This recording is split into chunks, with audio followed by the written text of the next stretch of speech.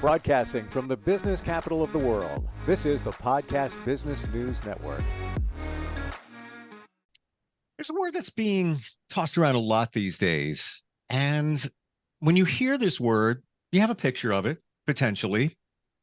Is your picture right? Is it right for you? The word is spirituality. What exactly does it mean? And how can you get more spiritual?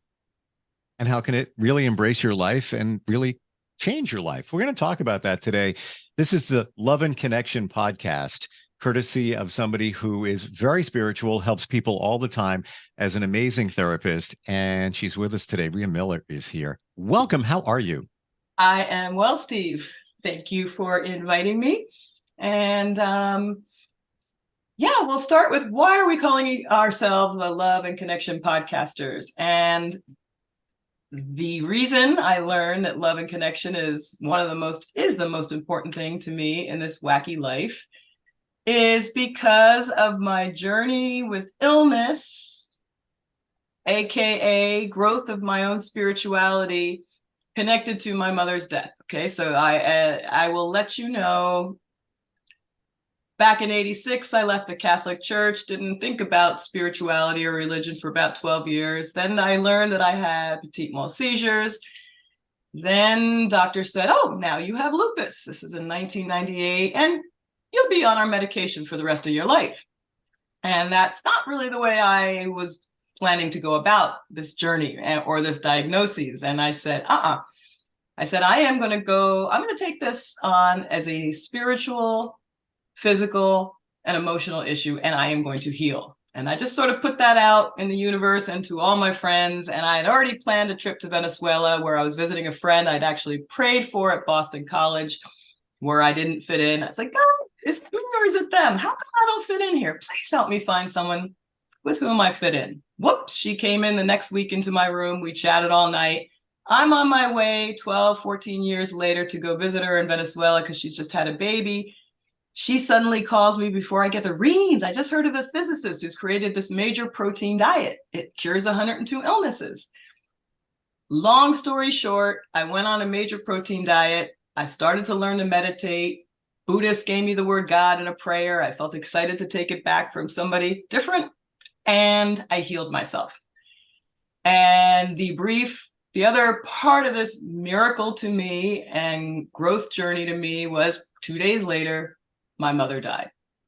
And actually, even right before she died, when I talked to a doctor, I said, hey, my blood is normal now, but I'm afraid to go off this diet. She said, Rhena, you are young, you're beautiful, you're intelligent, go. If you need us, we'll be here. Right away, I call my widow mother, I'm healed. Then I call my challenging brother, Peter, I'm cured. According to whom? We have a nice chat. Then it's as if I called my father. I always go like this when I do, because I called him. I feel like I spoke to him for the first time out loud. Daddy, the family's on the up and up. I'm cured. Mother and I are going to Spain and Italy. Peter and I are getting along. And I heard in my head the voice, and you can handle it if she has to go. And 2 days later, my mother had a death that I could not have choreographed better if I had wanted to. Wow. Mm-hmm. Thank you for sharing that. What a story. Things that stand out in my mind, she was there to get you through. Yeah. And then she said, I spoiled you so well, young lady. You got to start figuring out how to do this on your own. Yeah. And she took off on me because I needed to figure out quite a few things on my own without relying on her from across the country by phone and everything else I relied on her for. Yes. So let me ask you, and this is probably going to seg into spirituality. And we've got a bunch of people here that are going to give us their views of spirituality and more. Do you, Rhena, feel like your mom is still here? Beautiful question, Steve. Yes. She is with me all the time. I gave up a little habit of mine just a couple of years ago. I would wake up on mornings that it was hard to get up. I'd often hear myself saying, I want my mama. And finally, I was like, Rhena, you quit this, dear. You got an amazing love from this woman that as a therapist, I know not everybody gets from their beautiful mothers, you know? And yes, dear, she is the love that woman gave me, the love I shared with her is with me forever. And the beautiful thing is I get to share it. So next question. As everybody here knows. Go on. And I love that we're sharing it today. And guess what? We're sharing love and a connection. Mm-hmm. So do you get signs from your mom? Mm-hmm. Me too. You too. Oh, so specific. And I'm a little skeptical about everything, but she passed 4 years ago, suddenly. She was older, so, she was up there in age. But when I ask for a sign, I get them. And they're extremely specific. Can I share the latest one? Of course you can. Because you can't make this stuff up. So I'm vibing her. I'm like, Mom, just send me a sign that everything's good. Got some stuff going on. And she's done it before. It's been a little while. And I don't like to overdo it, like the genie with the 3 wishes. Like, I don't want to overdo it. But I'm like, Mom, send me a sign. Just like that you're listening, that you're around. So I get a new cable modem installed here in my studio office. I'm in an office building here. And there's a password. And usually it's computer generated, it's just a label. They put it on the bottom. So I flip it over and I got to get the password so I can set up all the devices. And the password is, and I'm staring at it on the wall right now because I got to have the password to remember it. 4 digits dash Rose dash 2 digits. This is just 2 weeks ago. This happened. Rose is her name. Mm-hmm. So you could say, coincidence, whatever. I don't choose. How did you feel in that moment, Steve? Oh, hi, Mom. How you doing? What did your heart do in that moment? Fluttered. It's like, yeah, there you are again. And she's done it. There was another time a couple of years ago, very impactful meeting I had, and I was vibing her the night before, pulled into the parking lot.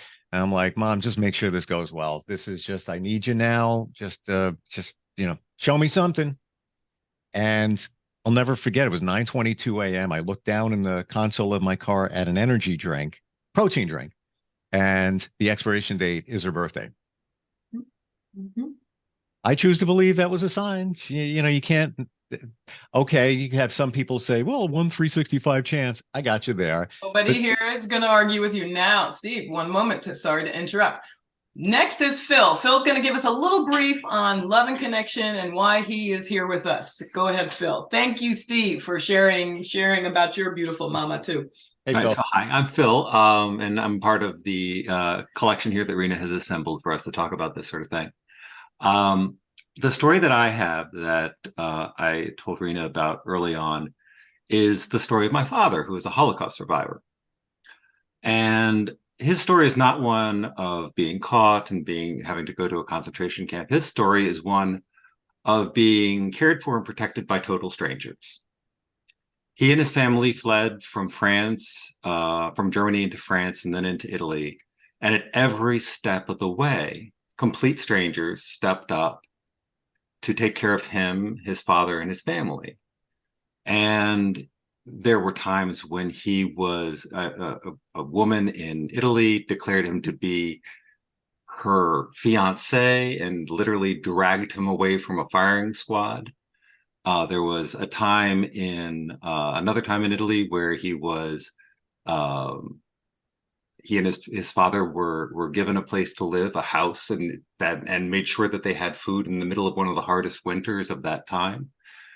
And these people, this sort of synthetic family that assembled around him, were friends for life. These are people that are part of my extended family that I still stay in touch with. Wow. Those connections of love are just an amazing thing because this came from nowhere. This was just people risking their lives at the hardest point in their time to be able to save strangers. And it just sticks with me internally.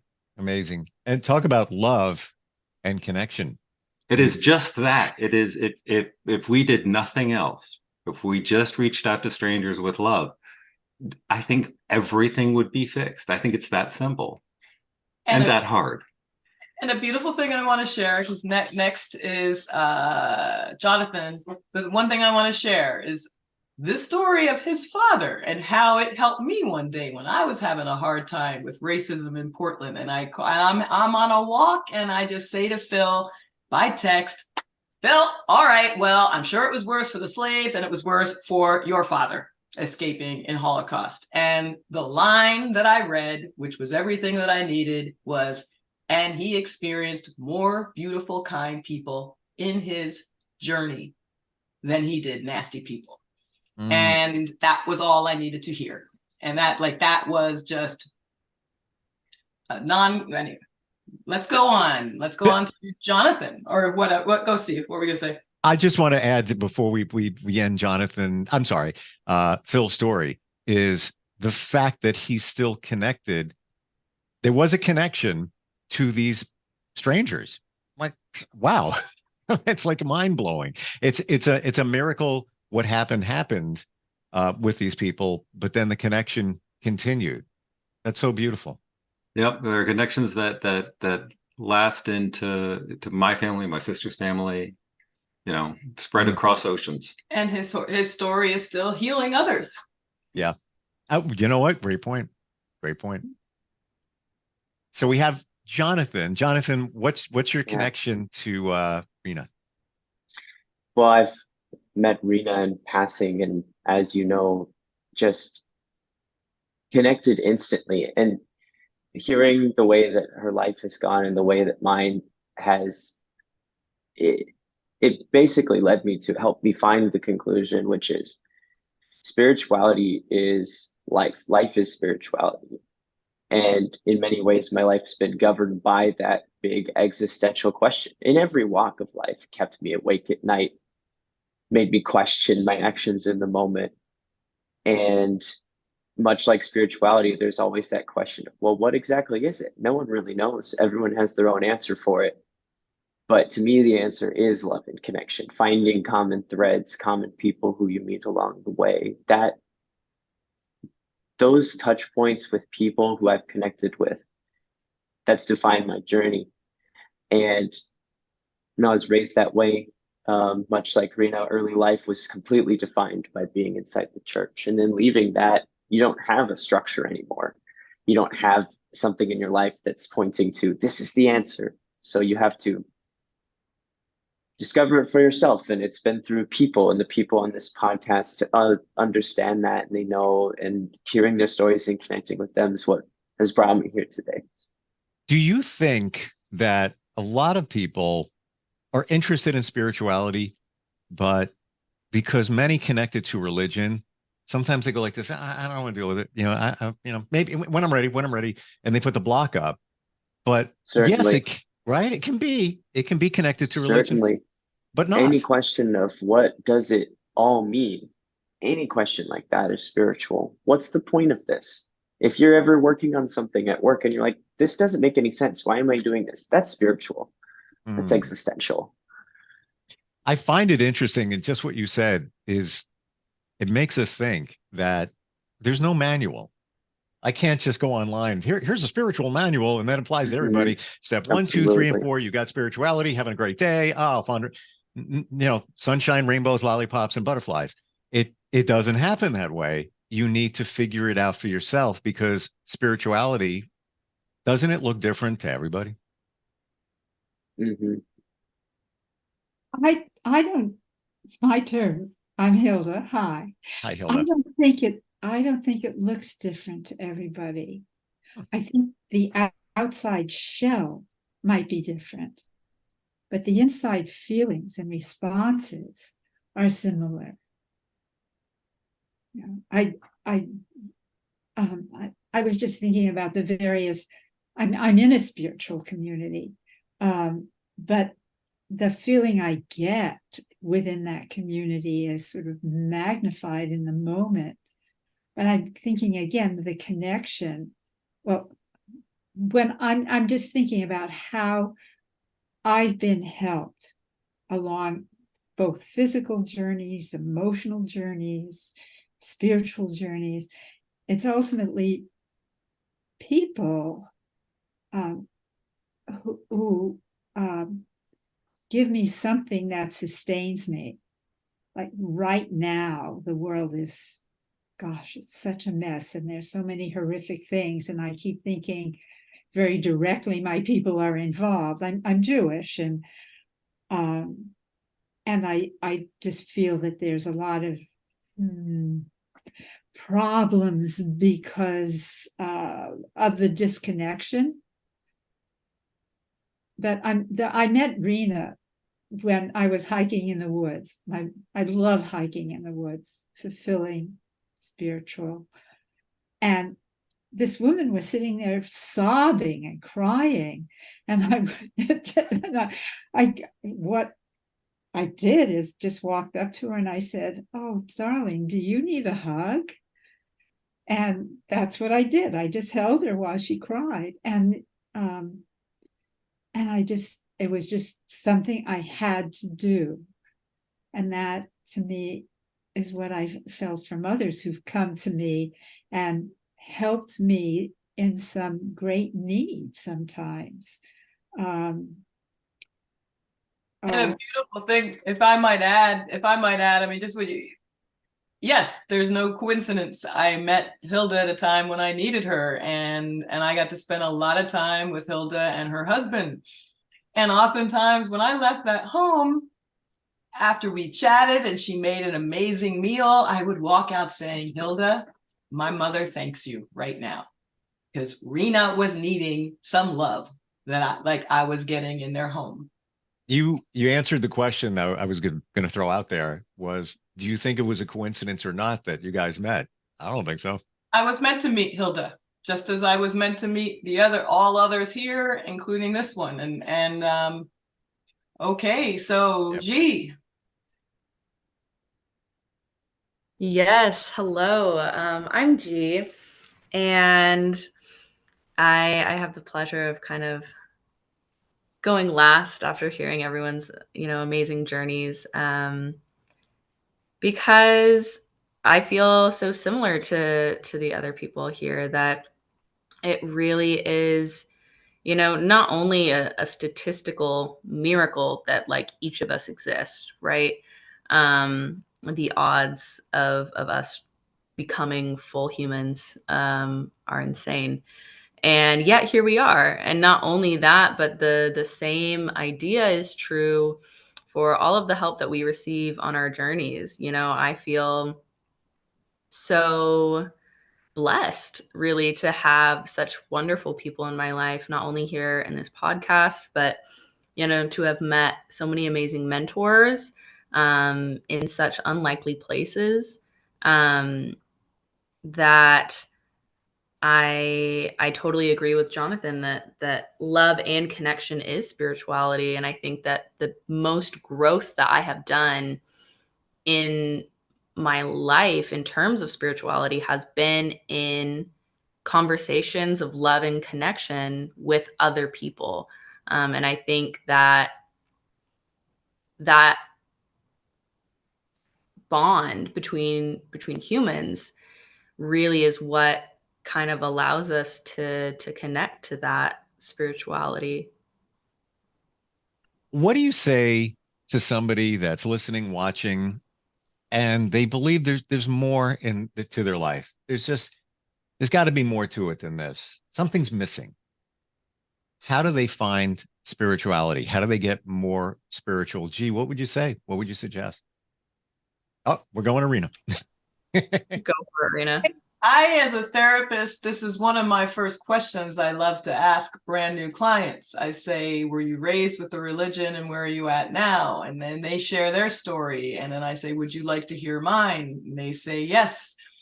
One person said, why? And I said, well, it'll actually help you know how I work and why I work in certain ways. And what I would say, I'm excited. There are some people who say, I don't really have anything. I want something. I'm excited to hear that, because as I start working with them and they, and I might point out a way their intuition worked for them in a beautiful way that they might not have even been aware of. And I say, wow, you asked for that and it came to you a week or two later. And you kind of help that happen. And I also talk to them about the law of attraction, or it's a sign. That's something that you just spoke of. I think that was a sign. That was really special. How did you feel when that happened? And then they start kind of opening up they see how it works for me. They see how my eyes brighten up, and they see how much I enjoy them, and they see how much they start sort of dancing with me in a way, with my love and with my energy, and they feel inspired by it. And I let them know how I keep this energy going and how I keep going in life even when things are rough. And I think it starts to kind of rub off on them a little bit, and they realize they don't have to go by a book or a Bible or with any instructions or anything like that. I end up sharing, I've created my own spirituality.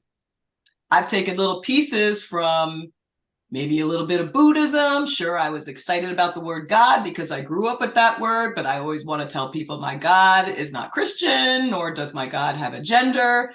And I was like, you guys, you can create your own darn spirituality, but nobody has to totally understand it either. And does that answer your question, Steve?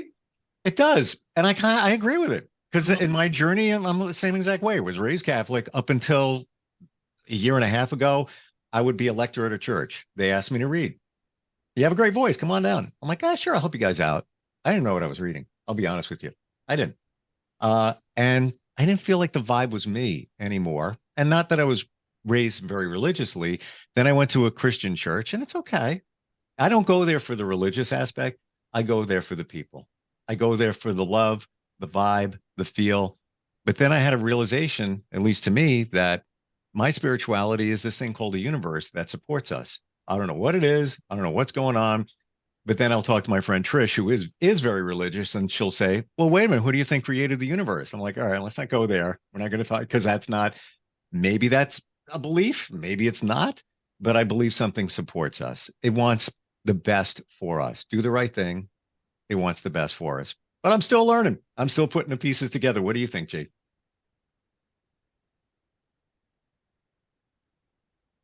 I'm asking you. Oh, sorry. Yeah. Yeah. What do you think about absolutely. kind of figuring this whole spirituality thing out on your own? Honestly, yeah. So I went to a Catholic university. And I think that, just like you were talking about, in response to Jonathan, with how difficult that it is to separate spirituality and religion in our society. That's what makes it so much more important.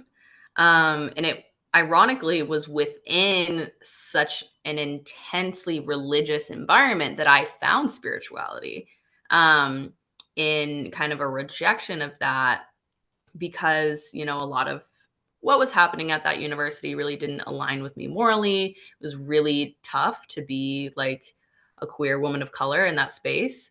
And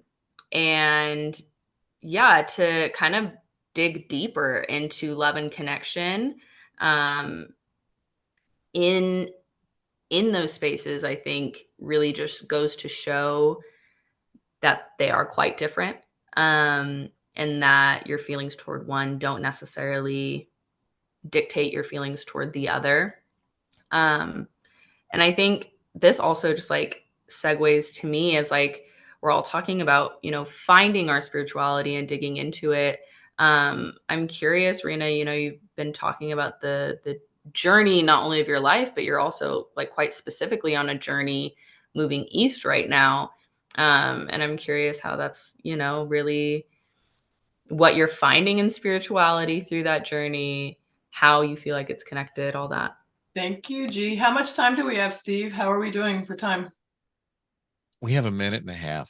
Okay. It went so fast. In a minute and a half, I will tell you, okay, folks, I've just moved across country, and it's been quite a journey. And I was scammed when I got here on May 8th, but for a 6-month lease.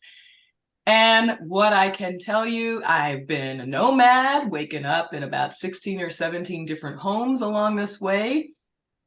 And it's been rough. It's been traumatic. And what I can tell you has helped me along this entire journey are the kindnesses I have experienced. I forgot to bring, I was going to grab out of my car a heart that a little 3.5-year-old handed me in Wyoming. And she and her mother, we'd already spoken. I was just sitting out there with my cat in the park, and They went off after chatting, and this little girl hands me this embroidered heart that said, "I found a embroidered heart." And this little munchkin brings it up to me and hands it to me. And all of this, I was like, I am meant to be here. This is a sign. The beautiful tenants I found, I was able to rent my condo to in Portland. That fueled me. We have a beautiful connection. Everything is going smoothly. Things did not go smoothly when I landed here. But then people told me, "Rhena, New York's going to try to spit you out and haze you." I'm experiencing that. But I spoke to other people, heard their journeys. That is what has been fueling me, are the kindnesses. I wrote down in my beautiful journal, I've got 19 plus 13 plus more incredible serendipitous acts of kindness that I just take as signs, and sometimes people as angels telling me, "You're meant to be here, Rhena." And even the beautiful people I told I'm going to move to New York, they're like, "Yes, I can see you there. Yes, Rhena, I can see you there." This guy has been amazing to talk to the entire way. You jumped off a cliff, Rhena. You're doing well.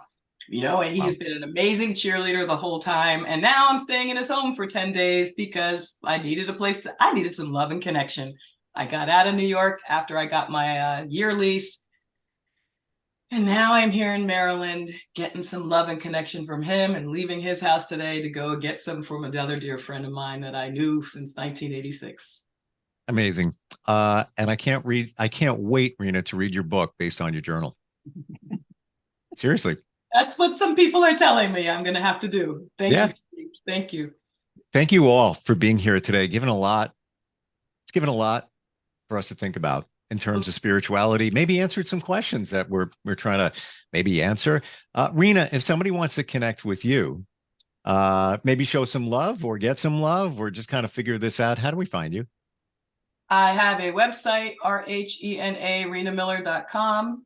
And that is one way. I can't be a therapist for everybody. I'm still right now, I'm only licensed in Oregon. We'll see where this journey is taking me. Maybe this podcast is going to open up some other new something somewhere with a group of people.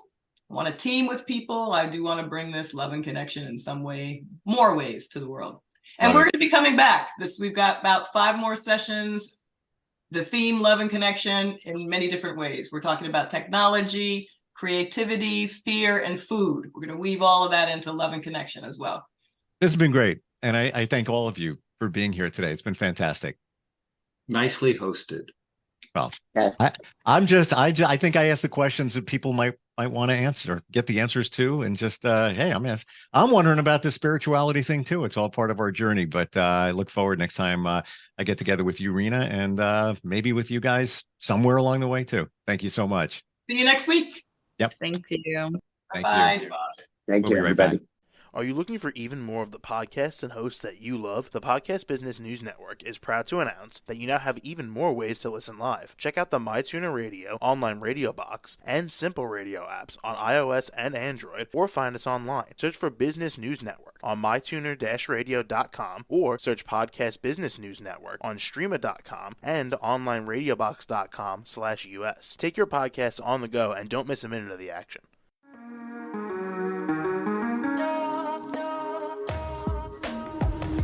Broadcasting from the business capital of the world, this is the Podcast Business News Network. For nearly 2,000 severely injured veterans, everyday life has become filled with barriers.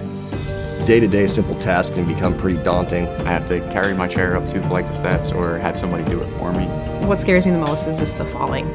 When I'm struggling with my house, I think, to have that one great barrier just knocked down, it's crucial.